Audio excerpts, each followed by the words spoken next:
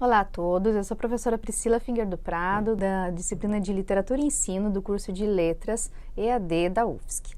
Essa é uma aula especial que foi gravada para pensar num tópico especial, da disciplina, que é Literatura e Infância, Literatura Infanto-Juvenil. Para a gente pensar esse tópico, que é um tópico que não é muito trabalhado no curso, eu trouxe alguns dados já dentro da disciplina, mas que eu gostaria de especificar com vocês aqui. Para começar, eu trago alguns dados da pesquisa TIC Kids Brasil 2025, que vai falar exatamente o que as crianças estão fazendo, o que as crianças e jovens estão fazendo quando elas estão acessando as redes sociais. E uma das coisas que a gente percebe é o alto uso de redes sociais, exatamente como o WhatsApp, o YouTube, o Instagram. Então, hoje, quando a gente está pensando em formação do leitor, para além da questão do acesso à leitura, da questão do acesso a bibliotecas e tudo mais, a gente precisa pensar nessa concorrência que é um pouco desleal, porque a gente também precisa pensar que dessa população de 9 a 17 anos, mais ou menos 92% dessas pessoas, desses adolescentes, dessas crianças, já estão com acesso à internet e já estão consumindo conteúdos das redes sociais. Então, a gente precisa pensar que a gente vai estar formando leitores que estão nesse contexto social. Uma outra pesquisa que colabora para essa nossa pesquisa, para essa nossa formação de leitores, para nosso pensar a formação de leitores, é a pesquisa Retratos da Leitura no Brasil, na sua 6ª edição, que foi lançada em 2024. Nessa pesquisa, a gente chegou a um número bastante assustador, que é a ideia de que nós não chegamos a 50% da população do Brasil como uma população leitora, Nas edições passadas, a gente estava ali numa média de 52% da população do Brasil como uma população leitora, tendo em vista, olhando como um leitor aquele que leu pelo menos um livro nos últimos 3 meses, e agora a gente está com uma média de 47% de leitores e 53% de não leitores. E isso tem a ver também muito em parte com essas concorrências, com o uso da internet, com acesso às redes sociais, com o uso de celulares. Então, a gente, para além de uma situação que já não era muito boa, a gente está com uma situação um pouco pior. E aí a gente precisa pensar também que a formação de leitores, A gente quer que a gente leia qualquer coisa, a gente quer também que esse leitor leia questões de literatura propriamente. E essa disciplina se chama Literatura e Ensino, portanto, é muito interessante que esse leitor saiba como ler, conheça objetos literários, conheça textos literários. Então, para isso, a gente precisa de pensar num objeto, precisa pensar nesse objeto. O que é a literatura? A Marisa Lajolo, no livro O que é Literatura, que é um livro da série Princípios, ela vai dizer que literatura, que para pensar o que é literatura, a gente precisa, então, uma resposta que retoma, atualize e prolonga tudo o que já foi dito até hoje, pensado sobre o assunto. Ou seja, muito já foi dito sobre o assunto, desde os gregos, lá no início da civilização ocidental, e a gente precisa ir retomando todas essas concepções para que a gente possa chegar a uma concepção bastante ampla.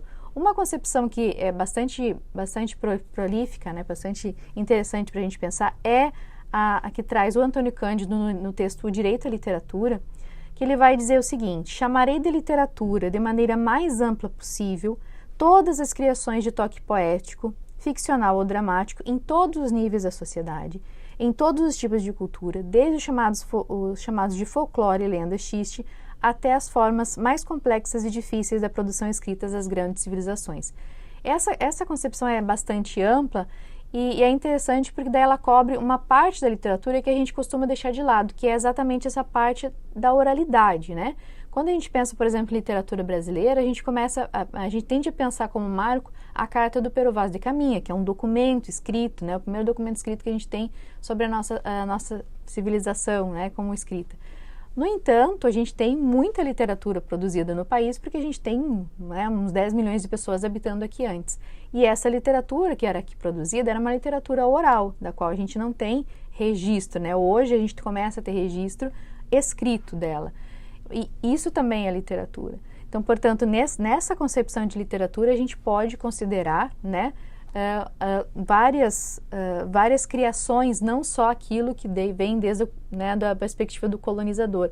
E isso também é muito interessante de uma perspectiva decolonial, do que a gente tem pensado hoje, Não só aquilo que vem dos europeus, mas também aquilo que a gente tem construído aqui, de uma maneira a olhar também para o que tem sido construído aqui, para todas as manifestações, para todas as contribuições de povos diferentes que nós tivemos no Brasil, né? Então, essa concepção da literatura é interessante. E por essa concepção da literatura, a gente pode, então, pensar numa formação do leitor literário que abranja vários textos diferentes. Outra coisa que a gente precisa pensar também para a literatura, para a formação do leitor, né, de um leitor literário, é a gente pensar o conceito de infância no Ocidente, né? Quem vai pensar no conceito de infância no Ocidente, a gente tem várias convenções no mundo, isso começa a ser pensado principalmente no século XX. É de 1989 a Convenção sobre os Direitos Humanos, dos Direitos da Criança, que é 1989, ou seja, é bastante recente, né? No Brasil, o Estatuto da Criança e do Adolescente é de 1990, ele veio respondendo essa Convenção dos Direitos Humanos, né? Esses direitos da criança de 89, então são documentos bastante recentes. A criança, ela é pensada num primeiro momento como um mini adulto, né, na Idade Média, então alguém que no momento que já está andando, já está conversando, já é alguém que já pode ter as suas funções atribuídas, mas à medida que a burguesia vai se desenvolvendo, vai se modificando esse conceito de infância também, se modificando o conceito de família, né? E aí a gente vai ter um novo conceito de infância, e aí também a gente vai ter esse desenvolvimento de uma literatura para a infância. É claro que quando a gente pensa em Brasil, isso vai ser um pouco diferente, porque aqui grande parte da infância ela vai estar relegada a uma posição periférica, né, que não vai ter esse acesso ao cuidado que se tinha quando se fala nesse conceito especial de infância, né, da burguesia. Então, quem vai falar sobre isso é Mário Del Priore, e ela vai dizer exatamente isso, que a pobreza e a falta de escolarização da criança brasileira ao longo da história vai pôr em xeque essas teses europeias. Então, as crianças daqui, somente algumas crianças daqui tiveram acesso a esse cuidado, né, que fez com que esse conceito europeu diferenciasse a criança europeia, né, dessa criança medieval, digamos assim. E aí, quando a gente tem um conceito de infância como uma fase que precisa de cuidados, né, uma fase especial do desenvolvimento humano, a gente vai pensar também que a gente tem que tomar um cuidado especial com a formação, né, dessa criança e como a literatura pode contribuir para isso. Uma pessoa que vai desenvolver um estudo bastante interessante sobre isso é o Bruno Bettelheim. Ele tem um estudo sobre os contos de fadas e a contribuição dos contos de fadas para a formação humana. E ele fala uma coisa muito interessante, que é o que eu quero ler para vocês a seguir. Hoje, como no passado, a tarefa mais importante e também mais difícil na criação de uma criança é ajudá-la a encontrar significado na vida. Muitas experiências são necessárias para chegar a isso. A criança, à medida que se desenvolve, deve aprender passo a passo a se entender melhor. Com isso, torna-se cada vez mais, torna-se capaz de entender os outros e, eventualmente, pode se relacionar com eles de forma mutuamente satisfatória e significativa. Então, isso é muito interessante, né? A gente buscar um significado na vida. E ele vai dizer que são os contos de fadas que vão nos ajudar a buscar esse significado na vida. É por isso que eles produzem tanto encantamento nas crianças ainda hoje, né? Então, mesmo a criança que ainda não chegou na escolarização, ela entra em contato com essas histórias, e essas histórias, mesmo que elas tragam histórias assim, às vezes meio violentas, né, meio assustadoras, elas causam esse encantamento, porque elas nos colocam frente a situações muito difíceis que produzem significado para a nossa vida, né? Outros psicanalistas, outras pessoas da psicologia que estão pensando nisso, em como os contos de fadas estão atribuindo, né, sentidos para a formação humana. Uma outra pessoa que está fazendo isso, uma outra estudiosa está fazendo isso, é a Clarissa Pinkola Estes. Dessa vez ela está pensando especialmente na questão do estereótipo, né, do arquétipo da mulher selvagem. Então, a gente percebe que muitos dos contos de fadas vão trazer personagens femininas, né? E uma deles, inclusive, depois é o Barba Azul. No Barba Azul a gente percebe que tem esse Barba Azul, que é esse homem violento, esse homem que, né, essa mulher que vai casar com ele, essa menina que vai casar com ele, e ela, para ela se salvar de uma situação difícil em que ela se coloca ali no conto, depois vocês podem ver como é que ela precisa seguir a intuição dela. E essa intuição, né, a Clarissa Pinkola Estes, ela vai dizer que seria algo desse arquétipo da mulher selvagem. Como é que ela coloca isso? Os lobos saudáveis e as mulheres saudáveis têm certas características em comum: percepção aguçada, espírito brincalhão e uma elevada capacidade para devoção. Os lobos e as mulheres são gregários por natureza, curiosos, dotados de grande resistência e força. São profundamente intuitivos e têm grande preocupação para com seus filhotes, seu parceiro, sua matilha. Têm experiência em se adaptar a circunstâncias em constante mutação, têm uma determinação feroz e extrema coragem. E isso é muito interessante também pensar que essa menina que está numa situação de vulnerabilidade, de violência, se ela percebe, se ela acredita, né, nessa força que ela tem dentro dela, ela tem como superar isso, né? E isso acontece em Barba Azul, porque ela cria alguns subterfúgios ali e ela consegue se safar da morte que era iminente, né? Depois vocês podem ler o Barba Azul na sequência para a gente ver. Uma outra perspectiva da psicanálise que eu acho extremamente interessante e que nem sempre é bem trabalhada ou nem sempre é trabalhada como deveria é a do Frantz Fanon. O Frantz Fanon tem um livro chamado Pele Negra, Máscaras Brancas. E ele vai dizer o seguinte, né? Que nesse livro ele vai falar o seguinte: uma criança negra normal, tendo crescido em uma família normal, passará a ser anormal ao menor contato com o mundo branco. O negro é objeto fobígeno e ansiógeno. Nem Freud, nem Adler, nem mesmo Cósmico Jung contemplaram os negros no decorrer de suas pesquisas. Então, o que ele vai fazer, né? Então, o Bruno Bettelheim está pensando nos contos de fadas, nessa criança meio neutra, assim, meio geral. A Clarissa Pinkola Estes está pensando na questão especificamente assim, de como se dá essa questão disso nas meninas, né, nas mulheres. E o Fanon está pensando nisso nas pessoas negras. Como é que fica isso? Como é que a psicanálise, como é que a psicologia está pensando a formação do ego de uma pessoa que é negra? Como é que essa pessoa se lê nesses contos? Ou o que fica faltando quando ela se lê nesses contos ou na literatura, né? E ele vai dizer isso, né? Que como num mundo que é criado para os brancos, quando essa pessoa chega ali, automaticamente ela vai ser vista como diferença. Por isso que é importante também, né, que a gente conheça essas histórias, conheça outras histórias e conheça também essas perspectivas para a gente entender exatamente o porquê que a gente precisa, como formadores de leitores, a gente oferecer para os nossos alunos muitas leituras diferenciadas, né? Não só os contos de fadas, também os contos de fadas, mas também outras histórias que possibilitem novas histórias diferenciadas, que possibilitem, né, histórias em que outras possibilidades aconteçam, né? Ele ainda continua, né? Quando os negros se acercam do mundo branco, ocorre uma certa ação sensibilizadora. Se a estrutura psíquica se mostra frágil, assistimos ao colapso do negro.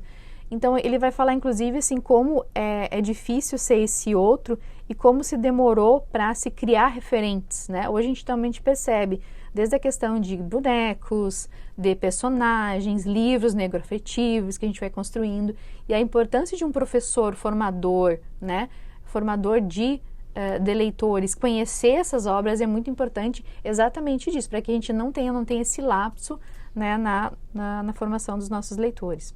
E aí eu queria ler com vocês, acho que todo mundo já conhece Chapeuzinho Vermelho, mas eu não sei se todo mundo conhece essa versão do Charles Perrault, que é a primeira, né, que é a primeira lá do século XVIII. Era uma vez uma menininha do campo, a mais bonita que se tinha podido ver.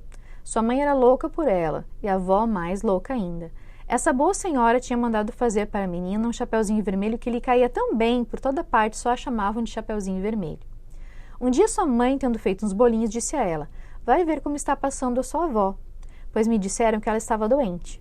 Leve para ela um desses bolinhos e esse pote com um pouco de manteiga. Chapeuzinho Vermelho saiu imediatamente para ir à casa da avó, que morava em outro lugarejo. Ao passar por um matagal, ela encontrou o lobo mau, que teve muita vontade de comê-la, porém não se atreveu, por causa de alguns lenhadores que andavam pela floresta. Ele lhe perguntou aonde ela estava indo. A pobre menina, que não sabia como é perigoso parar e dar atenção a um lobo, respondeu: vou visitar a minha avó e levar para ela um bolinho e um pote de manteiga que a minha mãe mandou. Ela mora muito longe? Perguntou o lobo. Ah, é longe sim, disse Chapeuzinho Vermelho. É depois daquele moinho que se avista bem lá embaixo, na primeira casa da aldeia. Ah, sabe, disse o lobo, eu também quero ir visitá-la. Então eu vou por esse caminho e você vai por aquele e vamos ver qual de nós chegará primeiro. O lobo começou a correr o máximo que pôde pelo caminho mais curto, enquanto a menina seguia pelo caminho mais longo e se distraía pegando avelãs, correndo atrás de borboletas, fazendo buquês com as florzinhas que achava. O lobo não demorou muito a chegar na casa da avó. Ele bateu na porta, toque, toque. Quem é? É a sua neta, Chapeuzinho Vermelho, disse o lobo disfarçando a voz. Vim trazer um bolinho e um pote de manteiga que a minha mãe mandou para a senhora. A boa avó, que estava na cama porque se sentia um pouco mal, gritou de lá. É só puxar o pino que a tramela roda. O lobo puxou o pino, a porta se abriu e ele se jogou sobre a bondosa mulher, devorando-a no instante, porque havia mais de 3 dias que não comia nada. Em seguida fechou a porta e foi se deitar na cama da vovó, para esperar para o Chapeuzinho Vermelho, que há algum tempo bateu na porta, toque, toque. Quem é? Ao ouvir a voz muito grossa do lobo, o Chapeuzinho Vermelho primeiro sentiu medo, mas acreditando que fosse a vovó gripada, respondeu, é a sua neta, Chapeuzinho Vermelho. Vim trazer um bolinho e um pote de manteiga que a minha mãe mandou para a senhora. O lobo, afinando um pouco a voz, gritou de lá, é só puxar o pino que a tramela roda. Chapeuzinho Vermelho puxou o pino e a porta logo se abriu. Ao vê-la entrar, o lobo lhe disse, se escondendo na cama, bem debaixo da coberta. Põe o bolo e o pote de manteiga na arca onde fica o pão e venha se deitar comigo. Chapeuzinho Vermelho tira a roupa e vai se esticar na cama, onde leva um susto tremendo ao notar a aparência de sua avó vestindo um penhoar. Disse para ela, que braços grandes você tem, vovó? É para te abraçar melhor, minha filha. Que pernas grandes você tem, vovó? É para te escutar melhor, minha filha. Que olhos grandes você tem, vovó? É para te enxergar melhor, minha filha. Que dentes grandes você tem, vovó? São para te comer. E dizendo essas palavras, o lobo mau se atirou sobre o Chapeuzinho Vermelho e a comeu. E aqui temos uma moral. Aqui se vê que os inocentes, sobretudo se são mocinhas, bonitas, atraentes, meiguinhas, fazem mal em ouvir todo tipo de gente. E não é coisa tão estranha que o lobo coma as que ele apanha. Digo o lobo porque nem todos são da mesma variedade. Há uns de grande urbanidade, sem grita ou raiva e de bons modos, que complacentes ou domados seguem as jovens senhorinhas até nas suas casas e até nas ruínas. Mas todos sabem que esses lobos tão bondosos, de todos são aqueles mais perigosos. Então esse conto está nos Contos da Mamãe Gansa, né, que é uma obra lá do século XVIII, que é das primeiras dessas reuniões de obras que depois vão ser voltadas para a infância, e não é aquela versão atenuada, né? O Bruno Bettelheim vai dizer que, na verdade, que seria essa versão atenuada que oferece um sentido para a vida, que oferece uma possibilidade para a criança, né, desenvolver a sua formação como humano, uma esperança e tudo mais. Mas aqui não deixa de ter também uma moralidade, né? Esse aqui é um texto mais de moralidade mesmo. É essa ideia de que esse aqui é um compadre lobo e essa é uma menina. Então, esse é um texto para a gente tomar cuidado com esses compadre lobos, né? E, na verdade, é um texto bem para a gente pensar assim em termos de dia a dia hoje, né? Não sei mas eu acho que pelo 8º ano já dá para a gente pensar, porque existe toda uma questão hoje de conhecer, né, o próprio corpo e ter cuidado com quem a gente fala, que não é só o estranho, né? O fato desse cara aqui ser o compadre lobo quer dizer que ele é um cara conhecido, é um cara que ela não tem medo de conversar. E isso faz com que a gente possa pensar nessa história também como uma história para a gente discutir com os nossos alunos, né, quando estão um pouquinho maiores.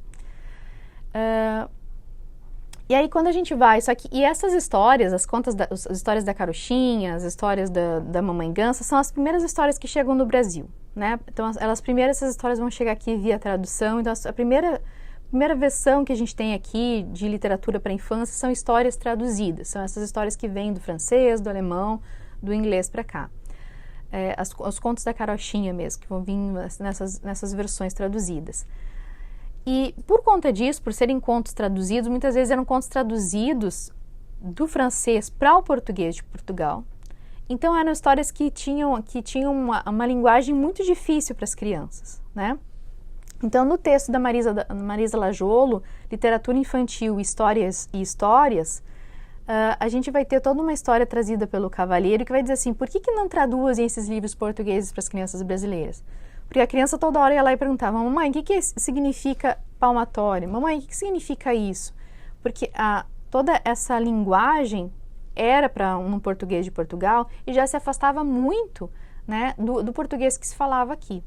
É então, aí, especialmente quando a gente tem, né, a Brasil República, que passa a se ter um projeto mais nacionalista e começa a se produzir literatura aqui, e aí então com esse cunho bastante nacionalista, né? Um dos exemplos quem faz é o Olavo Bilac. Então a gente pode dizer que a literatura brasileira para a infância, ela nasce muito parnasiana, ou seja, ela já nasce com esse quê assim de linguagem difícil mesmo, né? E bastante nacionalista, bastante patriótica, né? O poema, por exemplo, A Pátria, era um dos poemas que estava no livro chamado Poesias Infantis.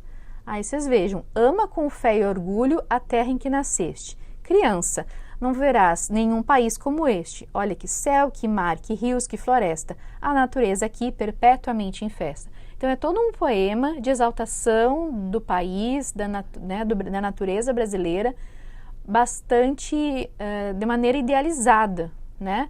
E isso vai ser bastante retomado em alguns momentos depois da história posterior, nos anos 30, ali com o governo do Getúlio, depois durante a ditadura militar. Então a gente tem esses laivos, né, de nacionalismo que vão voltar em alguns governos mais autoritários, assim.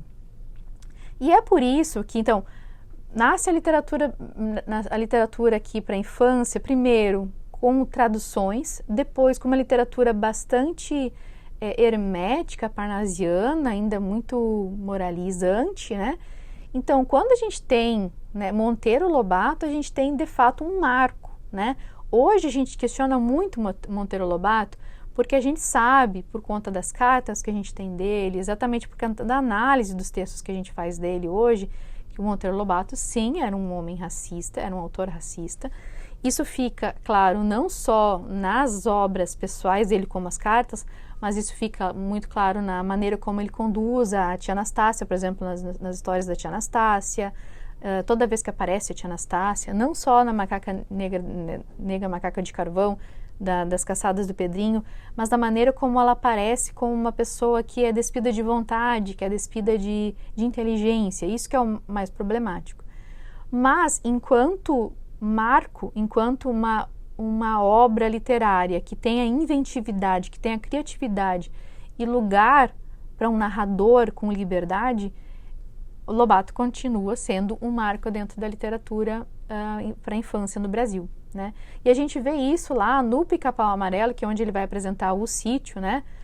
A gente tem lá no capítulo 1 a cartinha do polegar, porque ele vai fazer esse movimento também de olhar para a literatura da Europa, mas de uma maneira meio modernista mesmo, de pegar isso e reaproveitar abrasileirando, né? Então, o Sítio da Dona Benta foi se tornando famoso no mundo de verdade como no mundo de mentira. O mundo de mentira, o mundo da fábula, é como a gente grande costuma chamar a Terra e as coisas do País das Maravilhas. Então, nota em relação lá com Lewis Carroll, né? De onde moram os anões e os gigantes, as fadas e os sacis. Então ele está misturando coisas de um folclore, né, de histórias europeias com histórias daqui do nosso folclore nacional, das nossas histórias daqui. Os piratas como Capitão Gancho e os anjinhos como Flor das Alturas. Mas o mundo da fábula não é realmente nenhum mundo de mentira, pois o que existe na imaginação de milhões e milhões de crianças é tão real como as páginas desse livro. Então nota que ele também já está fazendo uma questão aqui até do que é literatura, né? A literatura não é verdade, mas se existe para muita gente, também é mentira, não é. É exatamente o conceito de literatura, né? O que se dá é que as crianças, logo que se transformam em gente grande, fingem não mais acreditar no que acreditavam. E aí ela vai continuar, né? Tem o diálogo, as crianças têm voz e vez aqui, elas vão falar, e sempre a personagem mais interessante, que é a Emília, né? Que a Emília é aquela voz que pode falar as besteiras que quiser, né? Pode falar a inventividade que quiser. Eu sei o que quer dizer abstrato, ela diz, é tudo que a gente não vê, nem cheira, nem ouve, nem prova, nem pega, mas sente o que há. E aí ela vai continuando. E a Dona Benta como essa figura, essa narradora que sabe mediar uma história, né? Que sabe adequar uma história para esse público. Então, em termos de linguagem, em termos de inventividade, de intertextualidade, as histórias do Lobato, elas são muito bem construídas, então elas sim constituem um marco dentro da literatura voltada para a infância no Brasil. Uma outra história que não marcou tanto, né, hoje ainda não é tão lida, mas que vendeu muito e marcou muito a época, é a do Viriato Carreira, chamado Cazuza. E é muito interessante porque é uma obra que tem um viés mais realista, digamos assim, e essa apresentação do personagem Cazuza, eles vão apresentar também essa questão de uma representação do que seria a escola, né, na época. Então ele vai dizer, as escolas antigamente não tinham, às vezes, mobiliário que prestasse, material de ensino que servisse, professores que cuidassem das lições, mas uma palmatória rija, feita de boa madeira não havia escola que não tivesse. Então ele vai fazer essa brincadeira, ele vai apresentar de maneira meio irônica a constituição dessa festa, que era a festa da palmatória, da qual o Cazuza vai chegar a fazer parte, porque ele já estava na idade de usar calças, né? Então a gente tem a constituição dessa literatura para as infâncias, né? Passa primeiro essa época das traduções, depois a constituição de uma literatura nacional, Monteiro Lobato como marca, né? Como marco. Depois a gente vai ter outras figuras importantes como a Lígia Bojunga, que vai ser outra escritora premiadíssima. E aí a gente tem um outro marco que são as legislações no Brasil, né? Então, nos anos 2000, a gente tem duas legislações que são importantes, que são as que vão garantir que a gente tem que trabalhar na escola tanto a história e a cultura afro-brasileira e africana, quanto a história e a cultura dos indígenas. E isso fez com que mudasse alguma coisa também, né, no mercado editorial. E por conta disso, a gente vai ter novas obras, novos autores, né, oferecendo histórias diferenciadas também. E isso produz, né, diferenças nessa questão. Quem trata desse tema numa obra que é teórica é a professora Eliane Debus, aqui da UFSC, que tem um livro chamado A Temática da Cultura Africana e Afro-Brasileira na Literatura para Crianças e Jovens. Então ela vai dizer, primeiro, que até a década de 70, essas personagens negras na literatura infantil e juvenil, elas eram ausentes. Depois elas vão aparecer, né, como num papel de subalternidade, ou aquele que provoca apiedamento. E depois que elas vão começar a ter um lugar como sujeito mesmo, muito depois. Então é interessante a gente perceber que primeiro, né, que a lei ela vai surgir exatamente porque havia esse vazio, né, de representação. Numa população de maioria negra e parda, a gente tem esse vazio de representação na literatura, né, também para as infâncias. E isso causa um problema, é por isso que eu trouxe Frantz Fanon lá. Né? A criança que é negra e que não se vê representada na literatura, ela vai ter um déficit, inclusive, na maneira como ela se enxerga, né? Na sua autoestima, na maneira de se ver. Né? E isso a gente está falando na maioria da população. Né? E outra coisa que é interessante também para a gente pensar nisso, que a BNCC está trazendo, né? Hoje a gente está falando que um dos gêneros que a gente precisa trabalhar são lendas, são histórias da oralidade.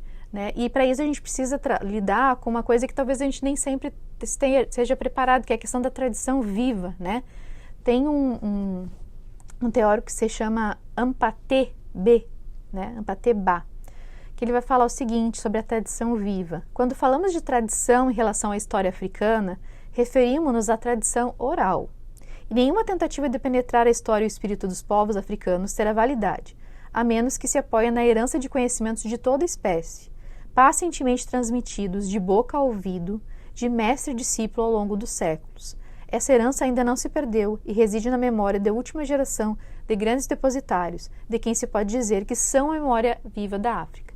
E essa memória viva, essa tradição viva, ela também, né, pode ser pensada para tradições originárias, né, dos povos originários.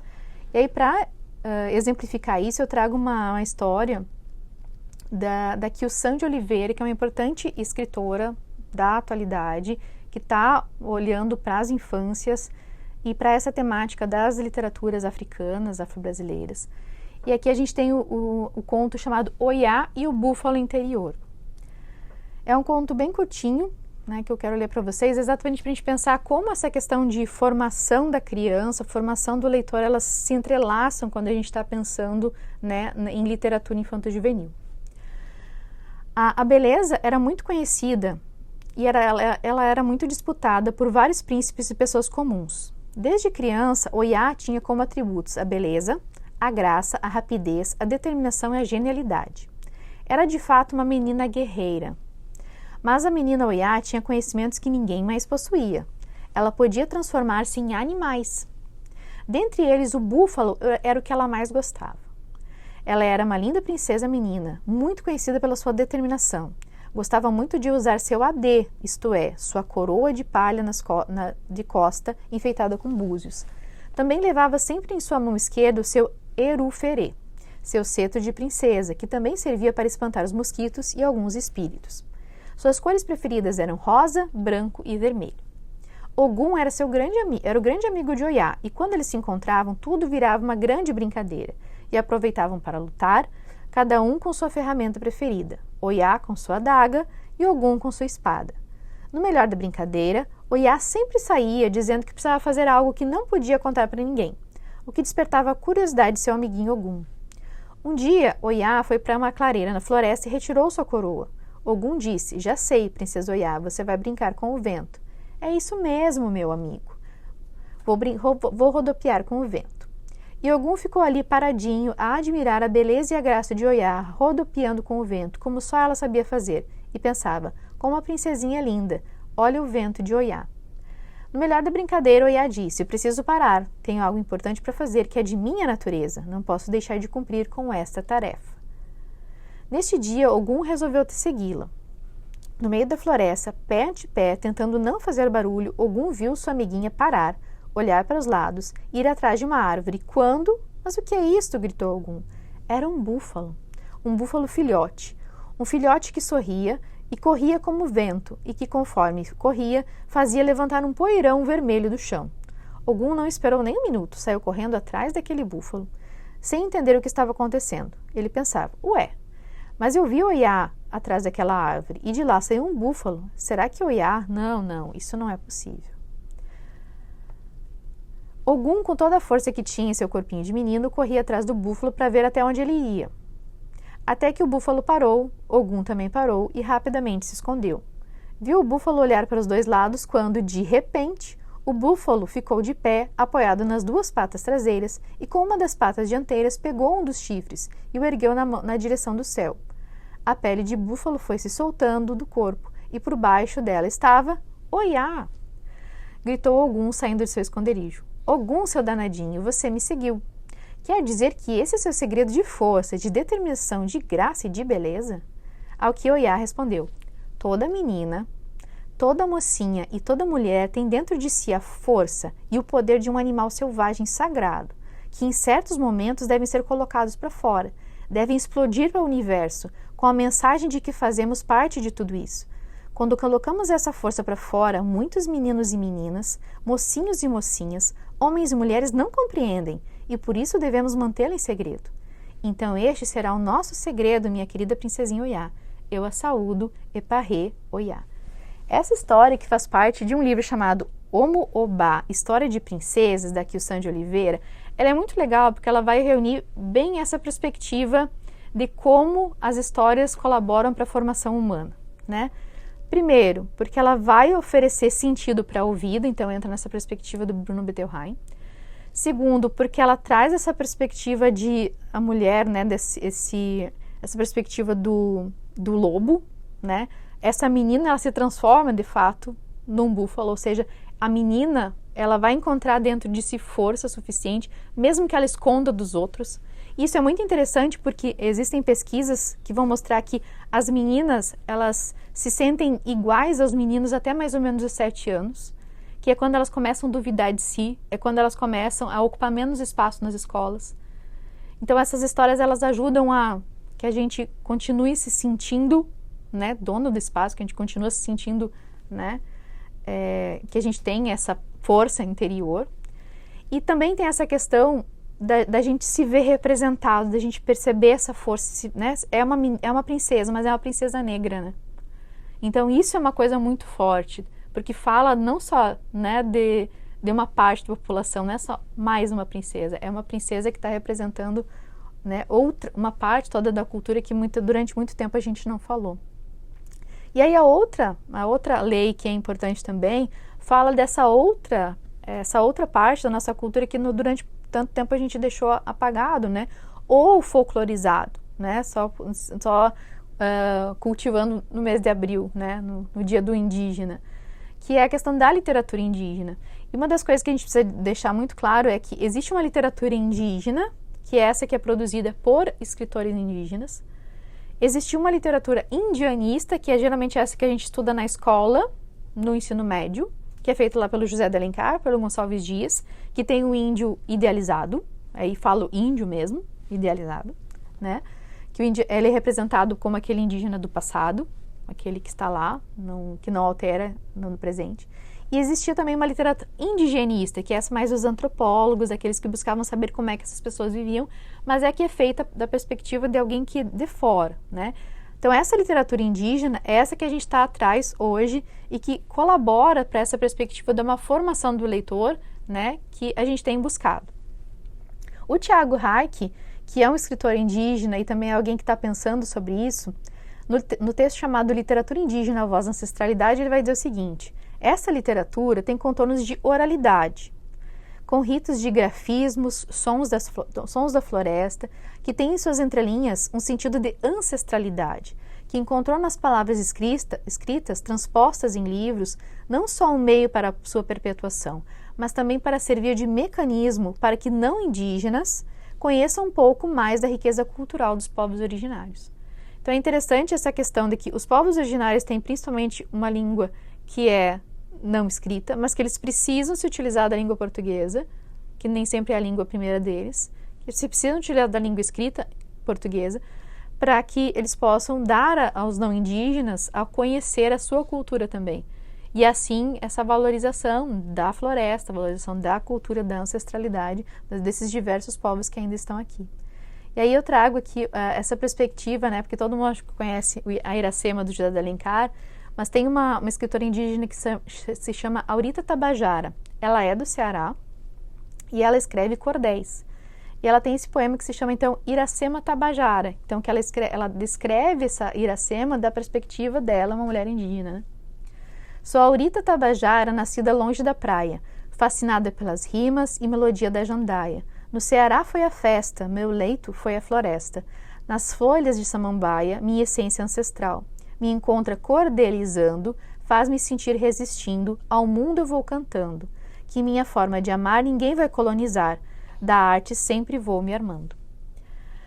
Filha da mãe natureza, mulher guerreira eu sou, com a força feminina 5 séculos galgou. Cada vez mais sábia e forte, meu medo é somente a morte, que o preconceito gerou.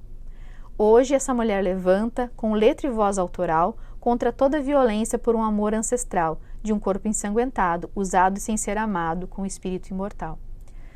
E baseado na Bíblia, homem veio ditar, sua fé diz que é pecado o mesmo gênero amar. Com um massacre e doença, nossa língua, nossa crença vem tentando assassinar.